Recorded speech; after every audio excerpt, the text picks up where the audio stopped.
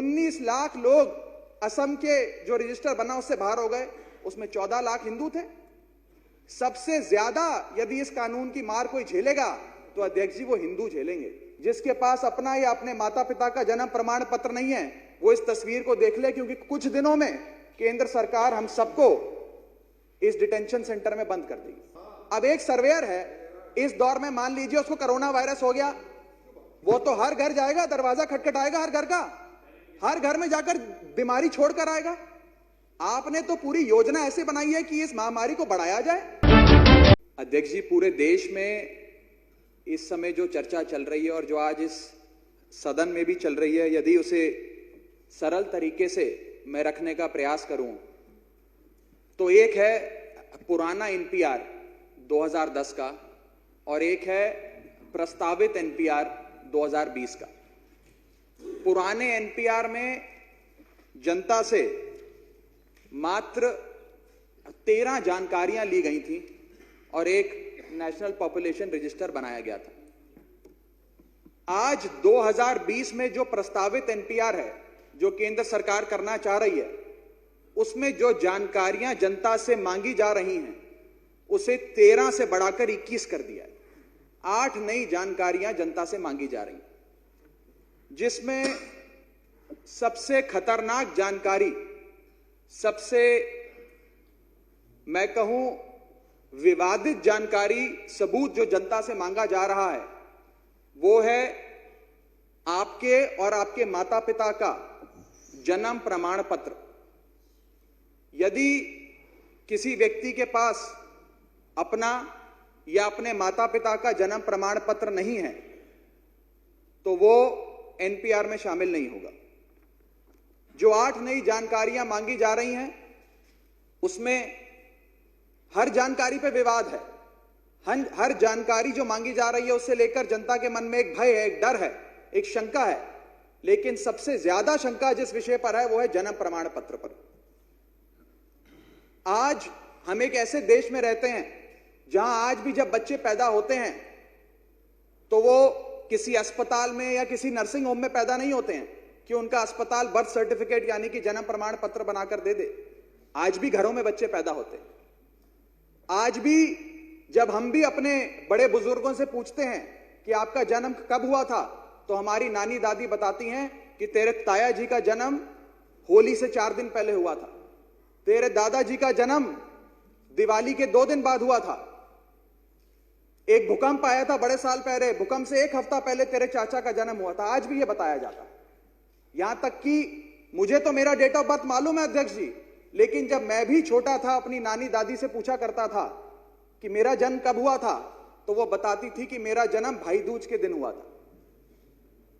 आज भी इस देश में एक बहुत बड़ी आबादी है जिसके पास ना अपना जन्म प्रमाण पत्र है, ना अपना प्लेस ऑफ बर्थ पता है, ना अपनी डेट ऑफ बर्थ पता है। और ये पूरा मसौदा जो बनाया गया है वो ये बनाया गया है कि यदि आपके पास आपका जन्म प्रमाण पत्र नहीं है तो आप जिस भी जात के हो, धर्म के हो, बिरादरी के हो, आपको डिटेंशन सेंटर में डाल दिया जाएगा और आपको इस देश का सिटीजन, इस देश का नागरिक नहीं माना जाएगा। ये असम के अंदर डिटेंशन सेंटर बनाना शुरू कर दिया है केंद्र सरकार ने। ये इसकी कुछ तस्वीरें मैं लाया हूं। इन्होंने ये डिटेंशन सेंटर बनाने भी शुरू कर दिए हैं और हर वो व्यक्ति, आपके माध्यम से ये दिल्ली की जनता और देश की जनता तक आवाज जानी चाहिए, हर वो व्यक्ति जिसके पास अपना या अपने माता पिता का जन्म प्रमाण पत्र नहीं है वो इस तस्वीर को देख ले, क्योंकि कुछ दिनों में केंद्र सरकार हम सबको इस डिटेंशन सेंटर में बंद कर देगी। आज मैं यहां सदन में आ रहा था, मैंने अपने माता पिता को कहा कि आज मैं पहली बार सदन में अपना वक्तव्य रखने जा रहा हूं, एक जानकारी आपसे भी चाहिए। आप कहां पैदा हुए थे? आपके पास अपना जन्म प्रमाण पत्र है? तो मेरी मां के पास तो था, मेरे पिताजी के पास भी अपना जन्म प्रमाण पत्र नहीं। तो जब ये एनपीआर वाले मेरे घर भी आएंगे, मुझसे पूछेंगे कि अपने पिताजी का जन्म प्रमाण पत्र दो, तो मेरे पास तो नहीं है अध्यक्ष जी, मैं भी फिर इस डिटेंशन सेंटर में चला जाऊंगा। आज दिल्ली एक ऐसा राज्य है, हम सब बाहर से आकर दिल्ली में बसे, लाखों लोग यूपी से आए, लाखों परिवार बिहार से आए, राजस्थान से आए, हरियाणा से आए, पंजाब से आए। क्या हम सबके पास अपना जन्म प्रमाण पत्र है? किसी के पास नहीं है।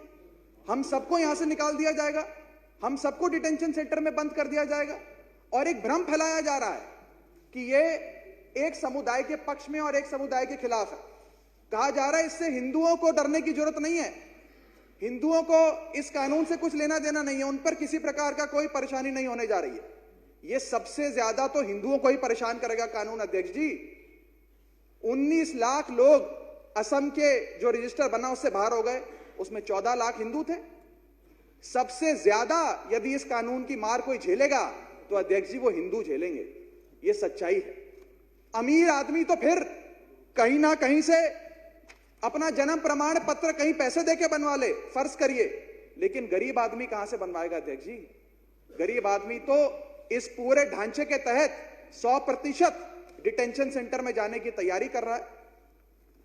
इसके साथ साथ इस सरकार ने एक और बात कही, जब यह विवाद बहुत बड़ा हुआ, जनता ने सवाल पूछे, विपक्षी दलों ने भाजपा से सवाल पूछे, तो भाजपा वालों ने एक और स्पष्टीकरण दे डाला। उन्होंने कहा कि आपका वोटर आईडी कार्ड प्रमाण नहीं माना जाएगा, आपका आधार कार्ड प्रमाण नहीं माना जाएगा, पासपोर्ट हो, राशन कार्ड हो, उसे वैध नहीं माना जाएगा।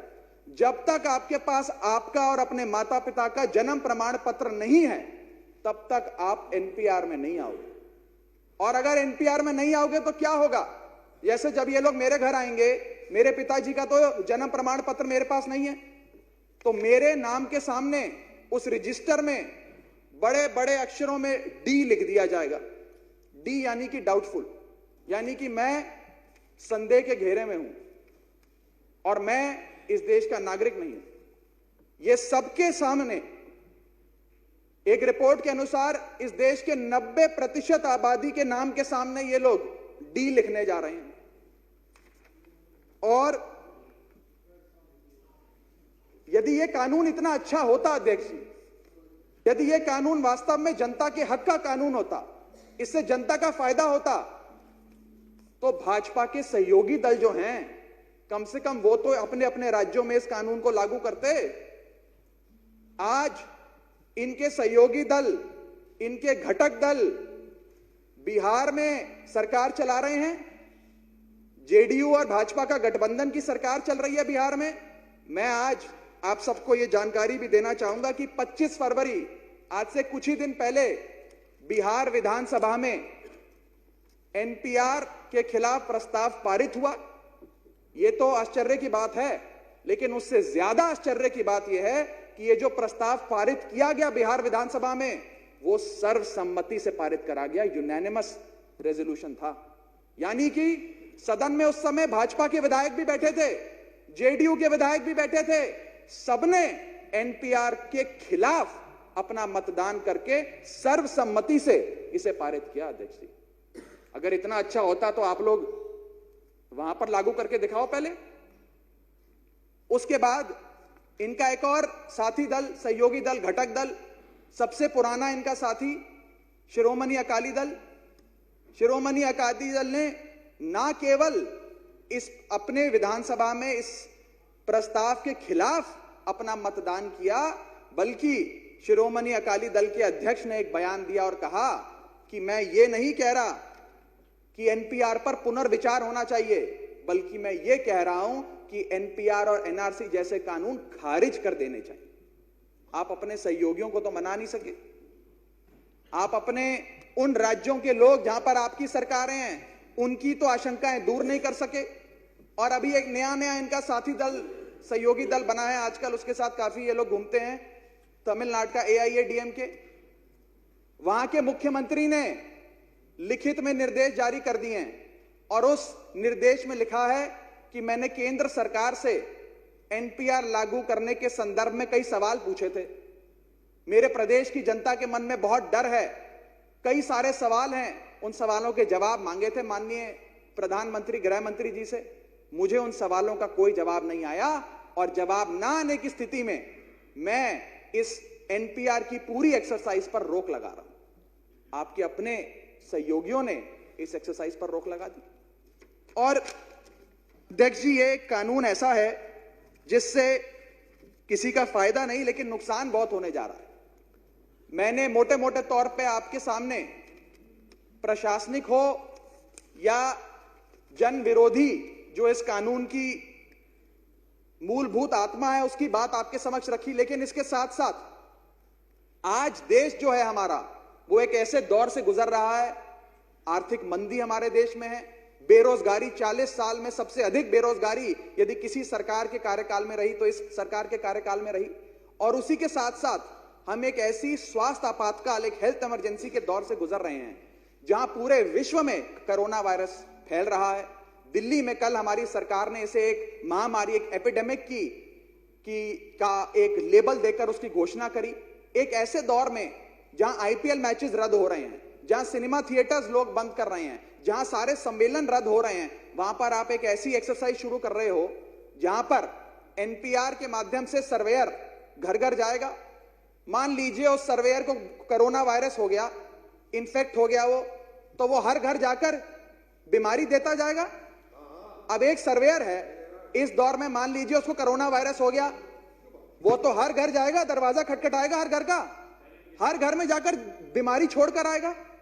आपने तो पूरी योजना ऐसे बनाई है कि इस महामारी को बढ़ाया जाए। पूरे देश में हम सरकारें मिलकर यह प्रयास कर रही हैं कि कैसे कोरोना को रोका जाए, और आप इस एक्सरसाइज के माध्यम से घर घर जाकर छोड़ के आना चाहते हो कोरोना के वायरस को, कि कहीं कोई एक भी व्यक्ति ना रह जाए घर का, सबको वायरस दिया जाए।